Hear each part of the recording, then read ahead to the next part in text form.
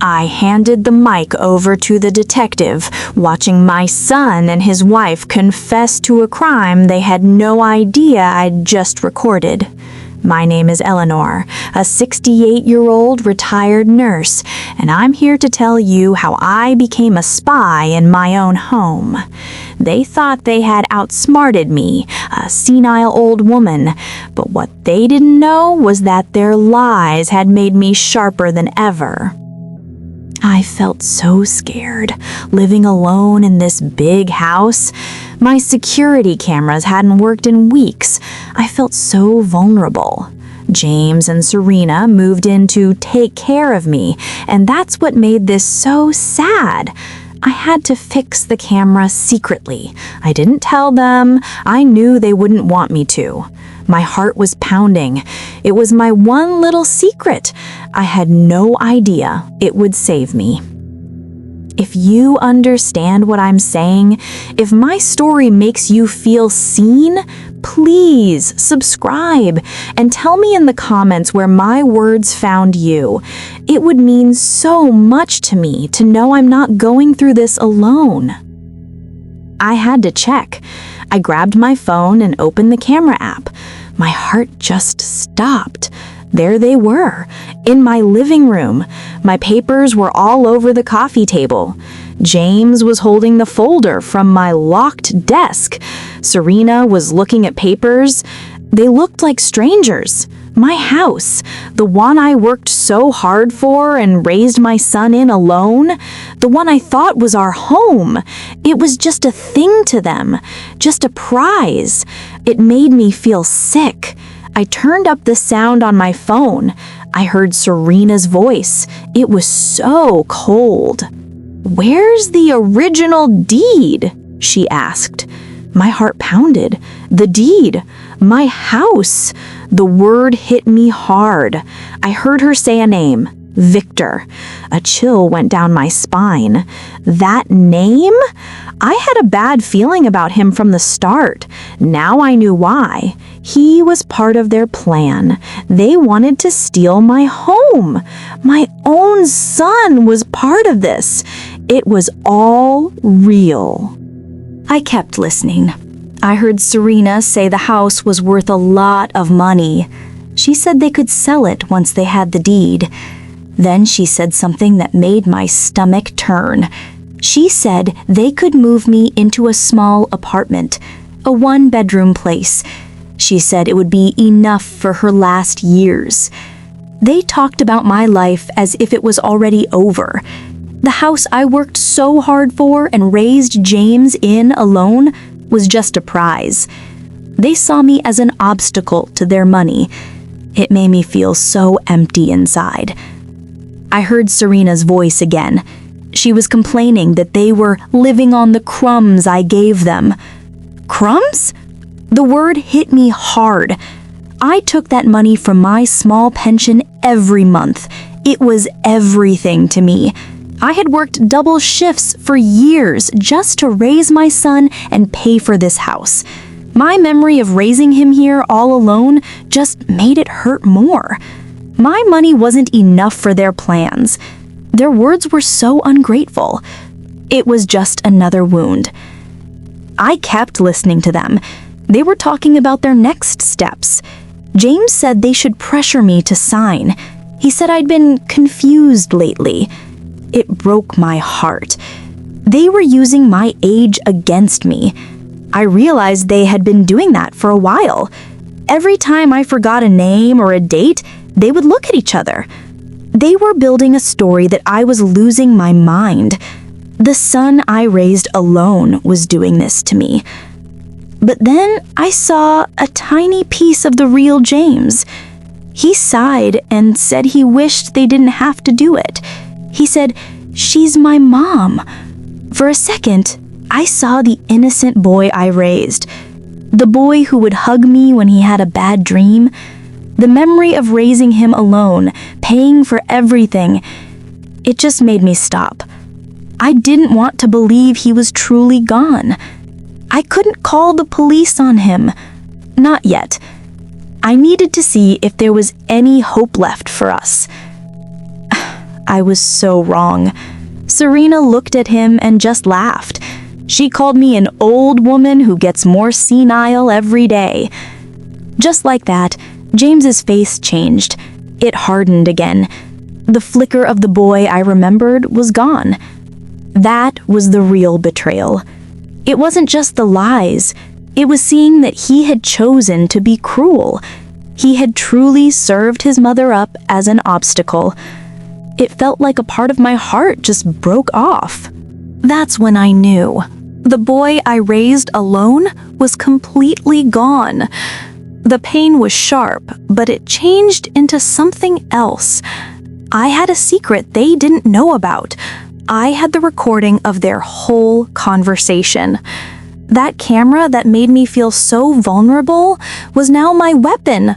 My fear was gone. It was replaced by a new feeling. I was going to fight them. I was going to win. For the next 3 days, I lived a double life. It was a performance. I cooked their favorite meals. I smiled when they came to the table. I asked them about their day, all while my heart felt cold. It was so hard to pretend, but I knew I had to. I had to let them think they were still in control. While they were busy living their lies, I was secretly planning my next move. Every smile hurt. Every kind word felt like a lie. I watched them all the time on my phone. They thought I was just taking a nap or watching TV, but I was in my room learning everything. I found out James hadn't been looking for a job for 2 weeks like he told me. He was just home with Serena, planning this whole thing. My memory of raising him alone, of all my sacrifices, just made the lie hurt more. My son, the boy I raised alone, wasn't just being a thief. He was also a liar. This was a deeper betrayal. On Wednesday, they brought me some papers. They acted like they were being so kind. James had this smile, a fake one, that made me feel sick inside.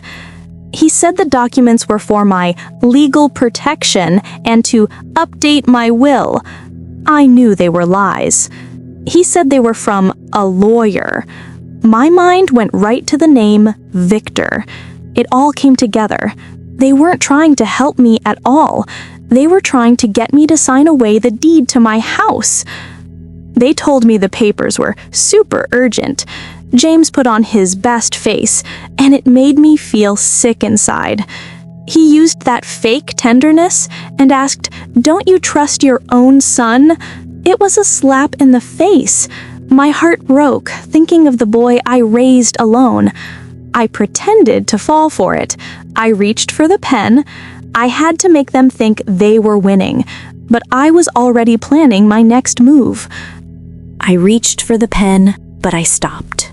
"You know what?" I said. "I think I'll call my doctor first." My heart was pounding. Just like that, James's face changed. The kindness was gone. He looked at me with this wild anger. He yelled, "Mom, you don't need to call anyone. Just sign the damn papers." The sound of his voice was a shock. It wasn't my son's voice. It was a stranger's. For the first time, I saw his true face, the rage and frustration. The mask was gone. The silence after he yelled was so thick. I just stood up from the table. I felt a new kind of strength. I dropped the pen. I looked him in the eye and said it. "I'm old, not an idiot." The words felt so good to say. I took the documents he wanted me to sign. I went and put them in a kitchen drawer. This was my house. The deed to this place was my dignity, and I wasn't going to give it up. I had to let them know I was fighting back. I went to my room and shut the door. I pretended to take a nap. I grabbed my phone and listened to them. The silence I had made was now gone. They were whispering. I heard them change their plan. Serena said they would use money to pressure me. She said they'd stop paying for my medical insurance, they'd stop helping with groceries and the car. They wanted to make my life so hard, I'd have to sign the papers. The memory of raising James alone felt so far away.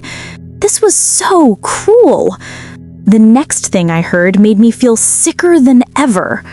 I heard James on the phone talking to my doctor, Dr. Rodriguez.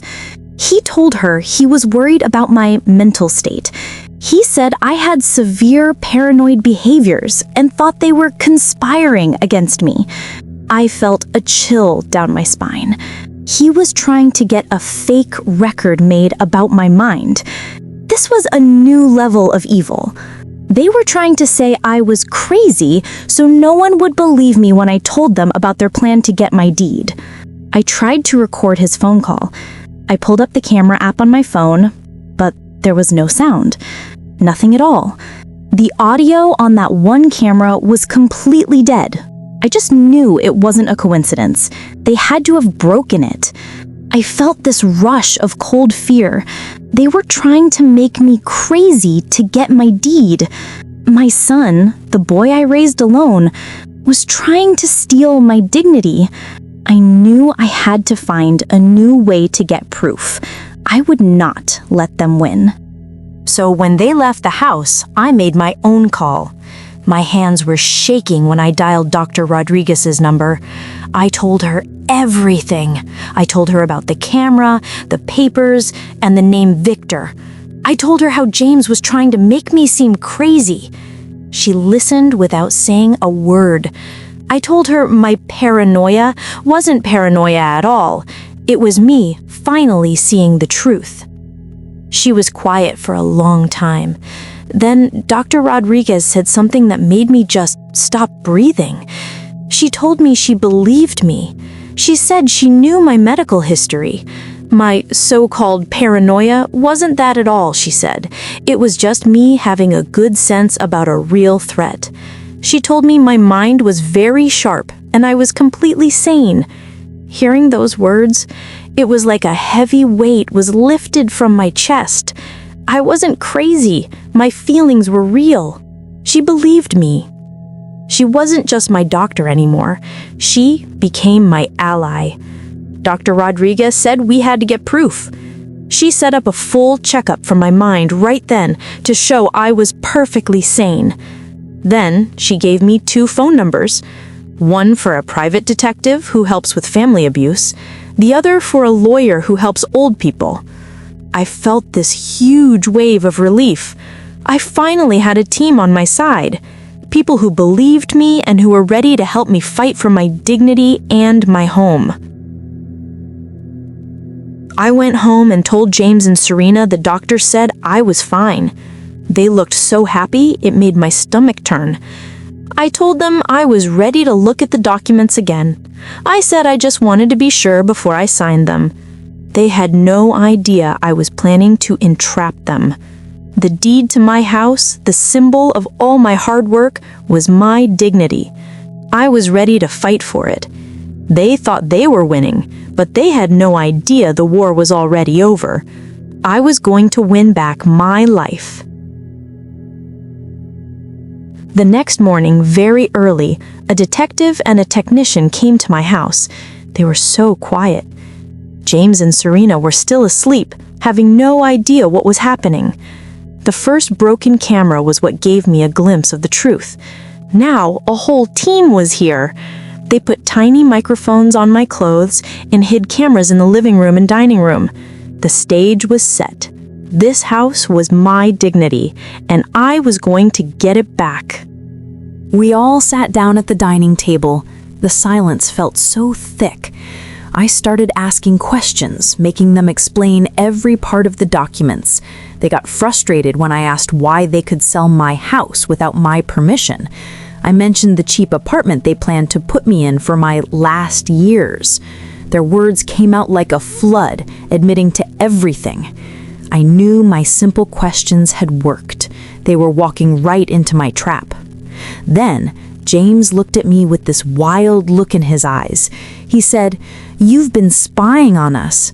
Serena just laughed. She said, "You have no proof." She was so sure of herself. She bragged about removing the cameras while I was asleep. She said they had erased all my imaginary recordings. It was like I was invisible to them. She said they even made up fake reasons for why they were out. They thought they had won. They thought they were so clever. Serena looked at me with so much hate. She called me a stupid old woman who almost ruined their whole plan. Then James looked me right in the eye. With a voice colder than I'd ever heard, he said I had already served my purpose in our lives. Oh, my memories of raising him alone, of all my hard work, just came rushing back. The boy I sacrificed everything for was telling me I was useless now. It was the worst feeling. Their words were the final confession I needed. I felt so much pain, but their words were the end of it. James held out the pen. I picked it up. It felt so heavy. It was supposed to be my surrender. I told him he was right about one thing. "I'm a stupid old woman," I said. I could see they thought they had won. But then I just let the pen fall on the table. It made a small sound. This was my house, my dignity. The deed was not a prize for them to take. It was a line I would not let them cross. I was not stupid, not anymore. I was fighting back. The pen hadn't even stopped rolling when the front door opened. I saw the private detective I had hired, and then 2 police officers and my lawyer. James and Serena looked at them, completely frozen. The detective just walked in and said, "James Jones and Serena Williams, you are under arrest for conspiracy to commit fraud and elder financial abuse." They stood there, not moving. The shock on their faces was all I needed to see. The silence was so thick you could cut it with a knife. James looked at me, his eyes wide with disbelief. He finally found his voice, full of rage and confusion. He yelled, "This is impossible. You have no proof of anything." It was his final lie, his final attempt to control me. He still didn't understand that he had already lost. He still thought I was the confused old woman he could trick. The betrayal felt even deeper now. He was still trying to say I was crazy. James yelled that I had no proof. Serena was just standing there too, looking at me like I was a fool.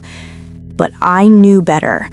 I reached into my blouse and took out the tiny microphone I had hidden. I put it on the table, right next to their papers. "Actually," I said, "I have high-quality recordings of the entire conversation we just had." Their faces just went blank with shock. My fear was gone. My truth was finally out. It was all I had ever wanted. I watched them stand there, unable to move. My lawyer walked over to the table and picked up the papers. He started to explain everything. He told them we had the recordings from the hidden microphones. He also said we had video from the tiny cameras we put in the room. He explained that we had a full medical report from Dr. Rodriguez. The report said I was in my right mind. It said I was completely able to make my own decisions. I saw the look in their eyes. The lie they told about me being crazy was falling apart right in front of them. My dignity was back.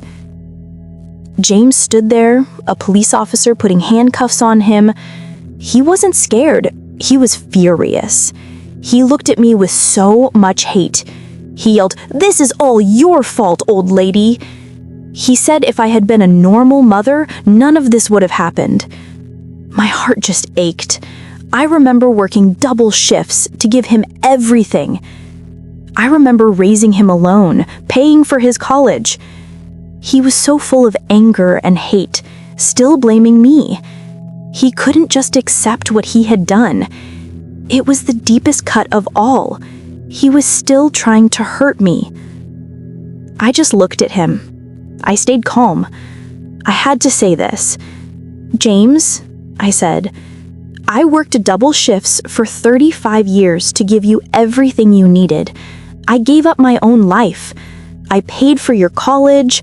I let you live here when you had nowhere else to go. I paused. All I asked for was a little respect. Instead, you saw me as an obstacle. That's your choice, not mine. My words were my final stand. Serena, with handcuffs on, yelled at me. "We took care of you. We helped you with everything," she screamed. I looked her in the eye and kept my voice calm. "You took care of me like vultures care for a dying animal," I said. "They weren't helping me. They were just waiting for me to be weak enough so they could take what was mine. They wanted to steal the deed to my house, my dignity, my entire life. They didn't even wait for me to die naturally. They were going to make it happen."